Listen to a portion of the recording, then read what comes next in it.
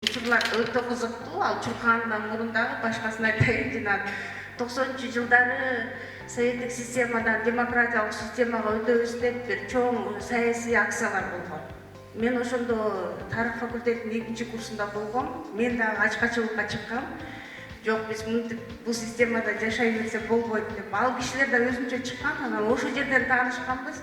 Мен ошол жерде отурсам келип, эмне эл жерде турасың, жаш кыз, тамак ичиш керек, 3 күн тамак ичпей турган болбойт деп тамашалап, анан мен бул провокатор экен, мени тамак иштирип туруп анан тиги түрмөгө тыккантат деп качып ошондой нерселер болгон. Анан эми ошентип таанышканбыз. Бирок анан тиги кичине убакыт өткөндөн кийин кичине ой пикирибиз, анан ой жүгүртүбүз дал келишип, максаттарыбыз бир болуп, анан ошол ушундай жол менен өзүнүн сүйүүсүн билдирген. Өзү кел анда жарышалы. Сен мен 19 жаш айырмабыз. Анан сен эгерде анда мен 20 жашта болчумун да. Эгер сен мени кары десең, анда мен ким жарышып чуркайлы, ким биз утсак, анда сен мен утсам мени кары дебей дегендейчи. Ошончун негизи болгон андай чуркоо. Анан аны эми ал киши өзү абдан чыгармачыл адам болгон, публицист болгон, көп нерселерди жазган, интервью берген, жазгандары да бар.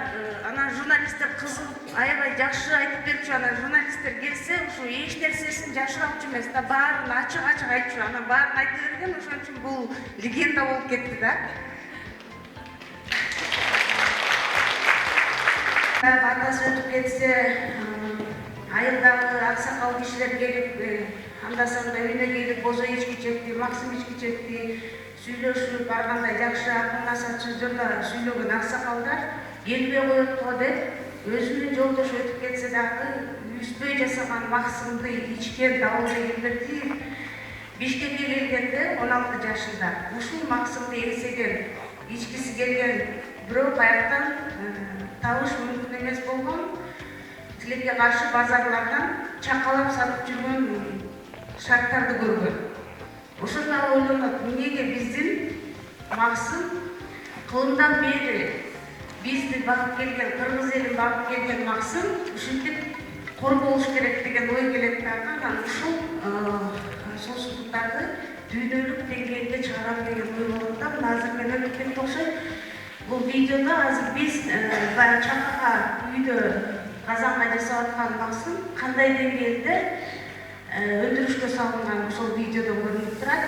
Азыр баардыгы кол эмгеги жок, баардыгы автомат менен, баардыгы ошол эле кыргыз элинден калган рецепт эле өндүрүшкө салып койгон. Өзүнө курулучу болгон үчүн баардыгын чийип чыккан. Ошол эле кыргыздын рецепти менен кандай казан куруш керек, бир казан куруп, экинчи казанга кандайча муздап барып калыш керек, бүт баарын өзү ойлонуп, жанагындай ишкана жабдыктарын ойлонуп тапкандар. Азыр өзүңүздөр билгендей, Шору компаниясы дүйнөдөгү көп өлкөлөрдө сатылып атат, кыргызда да эми Шору продукциясын. Андан кийин Супара комплекси. Супарада бул Шорунун 27 жылдык тарыхы бар. Ал эми Супараныкына 10 жыл болду. Шорунун суусундуктарын бутуна тургузгандан кийин Супара деген дагы биздин өзүбүздүн кыргыз эли кандай үйлөрдө жашаганында, кандай тамактарды ичкен, кандай нар-насибге ээ деген суроону ушул Супара аркылуу көргөзөйүн деп Супараны куруп баштаган.